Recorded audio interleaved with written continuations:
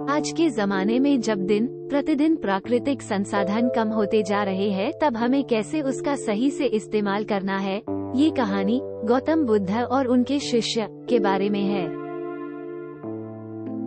एक दिन गौतम बुद्ध से उनके शिष्य ने कहा कि मेरा आपसे एक निवेदन है।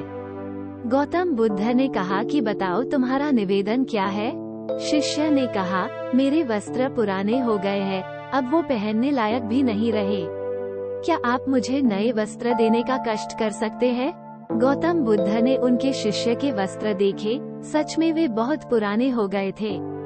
इसलिए बुद्ध ने एक अन्य शिष्य को आदेश दिया कि तुम इन्हें नए वस्त्र दिलवा दो। कुछ दिन बाद जब गौतम बुद्ध उस शिष्य से मिले, तब उन्होंने उनसे पूछा कि क्या तुम्हें अब अपने नए वस्त्रों में आराम मिल रहा है? तुम्हें और कुछ तो नहीं चाहिए ना? तभी उस शिष्य ने कहा, धन्यवाद प्रभु, मुझे अब इन वस्त्रों में बिल्कुल आराम मिल रहा है, मुझे और कुछ भी नहीं चाहिए। गौतम बुद्ध ने शिष्य से पूछा कि अब जब तुम्हारे पास नए वस्त्र है तो तुमने अपने पुराने वस्त्र का क्या किया? शिष्य ने कहा, प्रभु अब मैं उसे ओढ़ने के लिए प्रयोग में ले रहा हूँ। बुद्ध ने कहा, तो तुमने अपने पुराने ओढ़ने के लिए जो ओढ़नी रखी थी उसका क्या किया? शिष्य ने कहा, जी मैंने उसे खिड़की पर पर्दे की जगह लगा दिया है।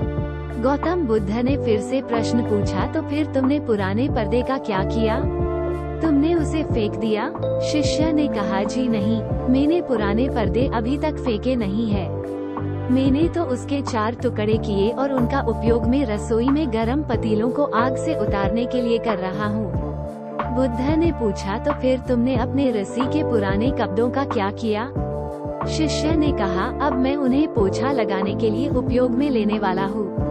गौतम बुद्ध ने कहा, तो फिर तुम्हारे पुराने पोछे का क्या हुआ? तब शिष्य ने कहा कि प्रभु मेरा पुराना पोछा अब उतना खराब हो गया था कि उसका कुछ नहीं हो सकता था।